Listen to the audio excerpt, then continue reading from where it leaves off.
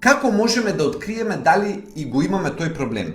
Оти предиабет, ако например вие моментално било кој од вас се соочува со предиабет, нема начин да го осетите тоа во телото, ниту да знаете, ниту да сте свесни воопшто дека можеби се соочувате со предиабет.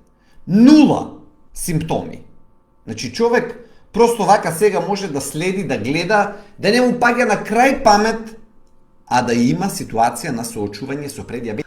Спомнав, нема симптоми, може да имате со години предиабет, а да не сте свесни за тоа. Сега ќе ги кажам кои се тие, да речеме, ризик фактори, заради кои што можеби не би било лошо да се посомневате и да направите одредени проверки, одредени тестирања, за да се осигурате дека не спаѓате во оваа група.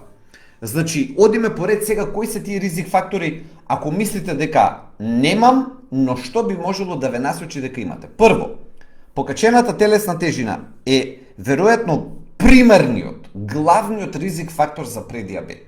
Значи, ако се соочувате со ситуација да имате зголемена телесна тежина, веројатно е дека треба да ви падне на крај памет дека е можно да се соочувате со предиабет. Тоа е прво, без разлика на возраст. Второ, обрачот околу половината, така да речеме. Колку имате масно ткиво околу половината? Колку повеќе, толку е поголема веројатноста да влезете во оваа група. Во групата на луѓе со преддиабет, кои што не се воопшто свесни дека тој е присутен кај нив. Тоа е вториот ризик фактор.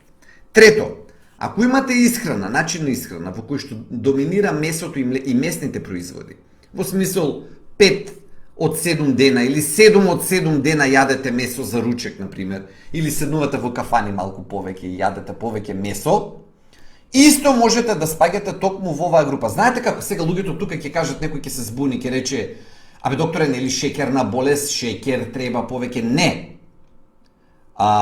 Нели го кажавме тој момент дека кога мускулните клетки почнуваат да дават отпор? Не кога се полни со шеќер, туку кога се полни со триглицеридни резерви. И еве ја врската помеѓу секојдневната консумација на месо и предиабет, односно диабет. Четврто, значи ги кажувам ризик факторите заради кои што можеби е добро да се посомневате дека е потребно да направите одредена анализа.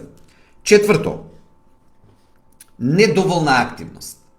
А што е доволна активност? Доволна активност е 30 минути на ден пешачење, минимум 5 од 7 дена во неделата. Петто, возраста. Ризикот од предиабет нагласено расте после 45-та година, го рековме тоа, но тоа важи за ако нема прекумерно зголемена телесна тежина. Ако е таа состојбата да многу е зголемена телесната тежина, тогаш може и под оваа граница од 45 години. Ова е четвртиот фактор. Петтиот фактор, фамилиарна историја. Ако сте имале било кој баба, дедо, предци, било кој со диабет, може да спаѓате во оваа група на луѓе кои што се соочуваат со предиабета, не се свесни. Шесто, ова е за жени посебно, за тој така наречен гестацијски диабет. Ако ви се покачил шеќерот во текот на бременоста, исто може да спаѓате во оваа група со потенцијален предиабет. Седмо, пак за жените, ако во младоста сте биле диагностицирани со синдром на полицистични јајници, исто има ризик да ви се наруши метаболизмот на шеќерите. Осмо, ако не спиете доволно, ако имате проблем со спиењето. Еве, спиењето, знаете како, тие три столба на здравиот живот. Храната, физичката активност и спиењето. И многу пати луѓето ќе кажете, кај сега е врзан сонот, спиењето со диабет или предиабет, еве го. Значи, сепак има научни студии кои што кажуваат. И девето, тутунот. Иако многумина и тука ќе се зачудат. И тутунот, а во било која форма, доколку се користи, пушењето ја зголемува резистентноста или отпорноста на телото кон инсулинот.